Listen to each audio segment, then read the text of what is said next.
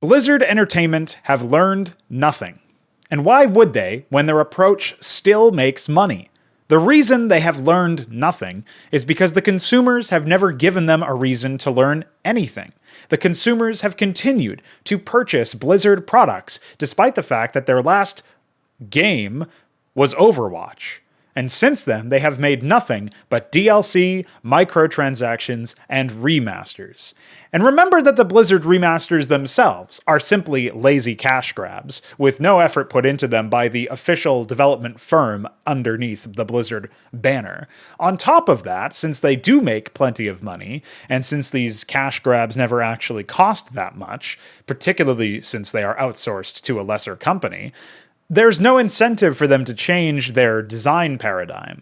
Ever since the disastrous BlizzCon, where they asked everybody if they had phones, there was pretty much no real pushback against anything that Blizzard did. Diablo IV was announced, and it was basically just Diablo III with slightly more bloom somehow.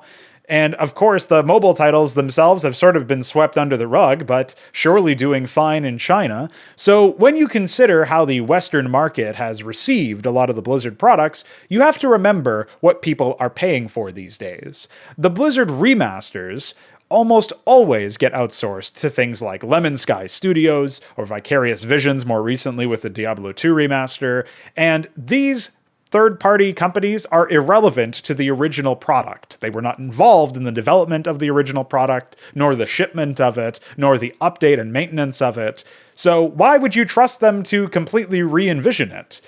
Well, you shouldn't, but many people do, and many people pre-purchase remasters, especially from Blizzard in particular. Somehow, despite the fact that Blizzard have not released a quality game or even a game at all in years, has not stopped people from actually buying their products. Remember that in addition to the developers of these remasters not being related to the developers of the original titles, the art styles are almost always entirely different. The StarCraft remaster obviously has StarCraft II influences dominating the Brood War aesthetic. The Warcraft 3 Reforge obviously is just looking straight at the World of Warcraft art style and has a completely different set of proportions. And obviously, as a result of this, you can't trust that the Diablo II art style will be anything different. And to put it in a very reductionist manner, as a lot of YouTube commenters tend to do, you can't simply say it's quote-unquote modern graphics, because it is a departure from the original, and things are just unrecognizable. There's a reason why, for example, there are readability issues in Brood War, of all games, now with the remaster, and that the only reason the pros use it is because it gives you enhanced screen space to look at. Embarrassing. What else is embarrassing about the remasters? How about how they are bloated, non-performant, and locked down? Both of the remasters they've released so far have always online DRM. Warcraft 3 Reforged just will crash sometimes, certainly doesn't perform with large numbers of players playing the RTS component of the game, which of course is never the focus anyway. And the remaster for StarCraft obviously has a lot of problems with performance. You need tons of FPS to get the proper frame rate out of the game, and on top of that, you have 4 gigabytes of wasted disk space because they want to make sure that you download the skin pack even if you don't use it or own it, in fact. So at no point does Blizzard or do the outsourced companies show a consider for how your hardware fares or your end user experience, regardless of your hardware in general, in terms of how much disk space you have or how much extra CPU cycles or GPU cycles you have. It doesn't matter if your computer can run it or you can fit it. It matters that they're willing to bloat your hard drive or bloat your solid state drive with excess things that you're not interested in using or don't own, in fact. Obviously, the fact that none of the remasters have actual new content, microtransactions certainly don't count. There's even the microtransactions that do exist are just terrible low-effort things. Existing content is often made worse, like with those cringe comic book panels that they added for the remaster of StarCraft, or with the half-finished cutscenes that are really just examples of broken promises from the Warcraft 3 Reforged campaigns. None of this stuff actually shows effort towards producing a quality product, and that's the main driving force behind why I find it impossible to fathom why anybody would try to purchase a product from Blizzard or defend it at the very least. What remasters realistically should be, remember, are, we'll use StarCraft's remaster as an example, as it's certainly the one that I'm the most familiar with. You would address the issues of the base game. And remember, I did say perfect world, so I'm going to imagine that Blizzard is competent enough to design and balance a game, which they have never demonstrated the capacity for. So StarCraft 1 is balanced through multiplayer maps only, and only in the 1v1 game mode. So you should address these imbalances and issues on a per-race basis at the core thrust of the game, and give map makers more tools to make those mapping balances, such as actual north-facing ramps, for example, instead of giving us broken blends that nobody even wants to use because they're ugly as fuck. You certainly don't want to make the game less mod-friendly, which is of course what Blizzard did, where they just continuously update and thus break mods all the time.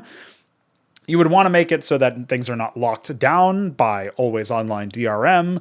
You certainly would want to revisit the campaigns, maybe do something similar to what the Age of Empires remaster did, where they try to have some multiplayer onboarding, especially since that multiplayer onboarding from Age of Empires 2 is so low effort. It certainly wouldn't take much to implement something similar for Brood War, a game that has so much more rich competitive history than Age of Empires, and certainly there's plenty of guides out there that you could adapt into a scenario. I'm sure some people have even done that, perhaps.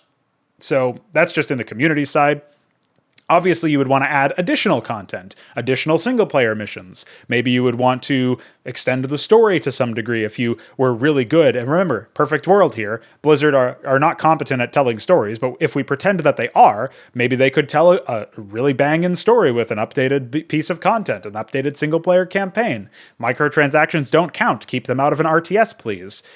On top of that, you would not have like these halfways of redone cutscenes like in Warcraft 3 or just comic book panels like in Brood War. You would actually remaster the cutscenes. Maybe you would add new ones because you're adding new content. You would do all this sort of stuff, right? You'd really take steps to improve the base product and give people a reason to go back and play it, instead of it just being slightly updated for modern operating systems, which can obviously still run the original version of the game because I do it every day anyway.